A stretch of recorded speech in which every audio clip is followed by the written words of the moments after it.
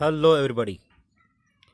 Actually, this 2.2 lesson, the three questions has already been taught on Zoom lecture, but those who were absent for them, I am making a short effort.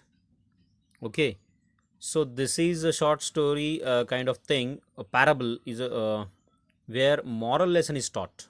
Okay, a parable usually has human characters. Okay, and this parable concern a king who wants to find the answers to what he considers to be the three most important questions in life.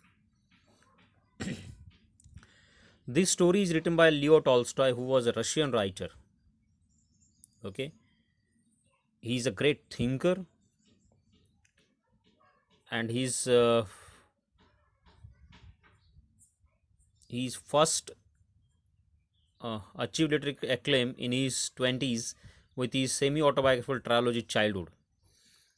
हे childhood याच्यात त्याचं book आहे.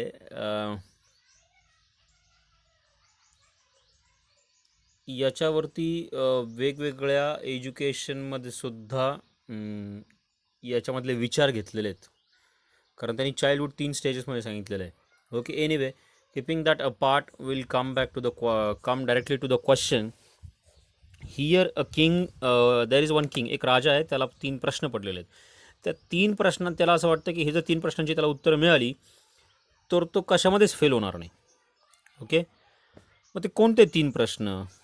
what the right First question is, what the right time was for every action? What the right time was for every action? कोणती योग्य वेळ आहे प्रत्येक कृतीसाठी? प्रत्येक कृतीसाठी योग्य वेळ कोणती? Who the most necessary people were? कोणती लोक सर्वात जास्त महत्त्वाची आहेत? And third is the question, how he might know the most important thing to do? आणि हे त्याला कसं आहे कळेल की सगळ्यात जास्त महत्त्वाची कोणती गोष्ट आहे की ती त्याने केली पाहिजे. Okay, these are the 3 questions. I am not going to repeat it. ते याच्यासाठी असं झालं की खूप लोक आली, त्यांनी खूप लोकांनी त्याला खूप वेगवेगळे उत्तरं दिली, परंतु राजाचं काही समाधान झालं नाही. कोणी सांगितलं तुझ्याकडे असलेले जे दरबारी आहे, सेनापती आहेत, ते महत्त्वाचे. कोणी सांगितलं शिक्षक महत्त्वाचे. कोणी सांगितलं की वकील महत्त्वाचे. कोणी सांगितलं डॉक्टर महत्त्वाचे. Like this he got many type of answers. कोणी सांगितलं की प्लॅनिंग करा, सगळ्या गोष्टी कधी करायच्या, कशा करायच्या, त्याचं संपूर्ण काटेकोर नियोजन करा आणि त्यानुसार कृती करा आणि तशीच कृती झाली पाहिजे. But he was not satisfied. मग झालं काय की ही वॉज टोल्ड, त्याला सांगितलं गेलं की गावाच्या बाहेर एक माणूस आहे. ओके, इथं त्याला हर्मिट म्हटलं जातं. तो हुशार माणूस, साधू स्वरूपातलं, की त्याच्याकडे सगळ्या प्रश्नांची उत्तरं आहेत. ओके, आणि मग राजा ठरवतो, त्याच्याकडे जातो राजा. हॅलो. तर राजा त्याच्याकडे जातो.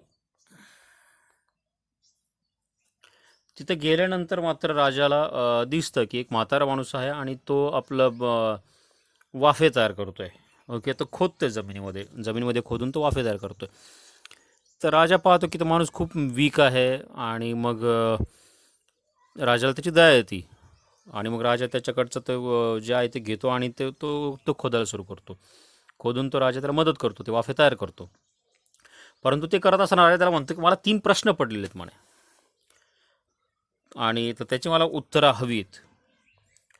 The king went up to him and said, I have come to you, wise hermit, to ask you to answer 3 questions.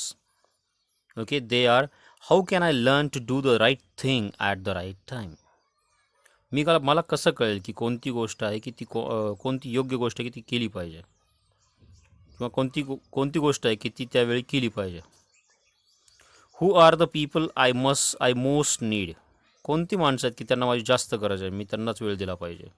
And to whom should I therefore pay my attention? Okay, and what affairs are the most important and need my first attention? कोणती बाबी इतकी त्या जास्त महत्त्वाची आहे की त्याला मी attention दिलं पाहिजे? These are the 3 questions asked by the king to the hermit. Okay, so hermit did not answer any question and he started working. So king again thought that चलो काही फरक पडत नाही, पाहूयात. तो परत किंग तो राजा आहे तो त्याला त्या हार्मिटला मदत करतो आणि पुन्हा काही वेळ गेल्यानंतर अपेक्षा करतो की बाबा त्याने त्याला उत्तर द्यावं, परंतु तो काही उत्तर देत नाही. तर म्हातारा हुशार माणूस काही उत्तर देत नाही. आणि तेवढ्यात काय होतं, जंगलाच्या बाजूने एक माणूस ज्या दाढी आहे तो खूप पळत पळत येतो जोरात, त्याला लागलेलं असतं. आणि नेमका तो राजाजवळ आला की त्याला भोवळ येते आणि तो खाली पडतो. अशा कंडिशनमध्ये राजा त्याला उचलतो, तो म्हातारा माणूस त्याला उचलतो आणि त्याला आतमध्ये झोपडीत नेतात. झोपडीत नेल्यानंतर राजा त्याची सेवा करतो, त्याची जखम बांधतो, त्याला स्वच्छ करतो, ती बांधतो, त्याला औषध वगैरे देतो आणि त्याच्याजवळ झोपतो. दुसऱ्या दिवशी सकाळी उठल्यानंतर तो माणूस पाहतो की राजाने आपली मदत केलेली आहे, राजाने आपली काळजी घेतली. आणि मग तो राजाला सांगतो की हे राजा मला माफ कर. राजाला प्रश्न पडतो, हा अशी माफी का मागतोय मला? तो म्हणतो, राजा असं झालं की तू मला ओळखत नाही पण मी तुला ओळखतो म्हणे. राजा म्हणतो, ठीक आहे, काय सांग मला. म्हणे, राजेसाहेब असं आहे की तुम्ही माझ्या भावाला शिक्षा केली, त्याला फाशी दिली आणि मग मी त्याचा राग माझ्या मनात धरला आणि मी ठरवलं की तुम्हाला जसं मला शक्य होईल तसं तुमचा सूड उगवणे. राजा म्हणतो, बरं. मग म्हणे, तुम्हाला असं कळलं की तुम्ही गावाच्या बाहेर आलात, राजवाडा सोडला आहे तुम्ही आज, म्हणून मग मी ठरवलं की आता तुम्हाला मारायचं आणि म्हणून मी अंबूस लावला होता. अंबूस लगाना हिंदीमध्ये घात लगाना वगैरे ज्याला म्हणतात, तुम्हाला फौजी लोकांनी सांगितलं असेल, दबा धरून बसणे आपल्या मराठीमध्ये. तर मग तशा कंडिशनमध्ये मी बसलो, परंतु तुम्ही काय आलेच नाही, म्हणून मी बाहेर पडलो. तिथून बाहेर पडल्याबरोबर तुमच्या सैनिकांनी मला पाहिलं आणि त्यांनी मला मारण्याचा प्रयत्न केला. मग मी पळत इकडं आलो आणि मग पुढची गोष्ट तुम्हाला माहिती म्हणे. राजा म्हणे, ठीक आहे, पण म्हणे माझा तुम्ही जीव वाचवला, माझी जखम, मला औषध पाणी केलं, त्याच्यामुळे मी तो विचार सोडला आणि मला आता तुमची सेवा करायची आहे. राजा म्हणे, काही हरकत नाही, आता तू एक काम कर, इथं आराम कर, मी तुला औषध वगैरे देतो आणि इवन माझ्याकडे जे वैद्य वगैरे आहेत त्यांनासुद्धा मी ते राजवाड्यात गेल्यानंतर इकडे पाठवून देतो. असं म्हणून राजाला आनंद होतो की at least I could turn my enemy into a friend.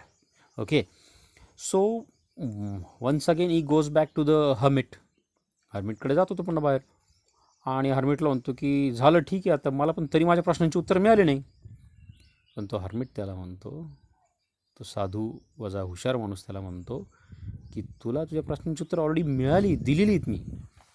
राजा म्हणतो, कसं काय? म्हणे, हे बघ, on the last paragraph of your page number 55 of the lesson, page number 55 वरती तुमच्या लेसनचा शेवटचा paragraph. So do you not see, replied the hermit, if you had not pitied the weaknesses yesterday and stayed to dig these beds for me, you would have gone back and been killed by that man. म्हणे, बघ, तू काल जर माझ्यावर दया करून इथं थांबला नसतास त्यावेळी, तर तू गेला असता परत आणि मग तुला त्यांनी मारून टाकलं असतं तिकडे. So the most important time was when you were digging the beds. त्याच्यामुळे सगळ्यात महत्त्वाचा वेळ कोणती ती की ज्यावेळेस तू ते वाफे घेत होता. And I was the most important man and do me good was your most important business. त्यामुळे मी सगळ्यात महत्त्वाचा माणूस होतो म्हणे. आणि तिसऱ्या प्रश्नाचं उत्तर की तू माझ्यासाठी चांगलं काम करत होता. ही 3 प्रश्नांची 3 उत्तरं आहेत. नंतर दुसरा प्रसंग बघ म्हणे, afterwards the most important time was when you are attending to that man. नंतर तू त्या माणसाची मदत करत होता म्हणे. For if you had not bound his wounds he would have died without having made peace with you. जर तू त्याची जखम वगैरे बांधली नसती तर तो तसाच गेला असता म्हणजे तुझ्याशी शांत करार न करता तो तसाच गेला असता. So he was the most important man and what you did for him was your most important business.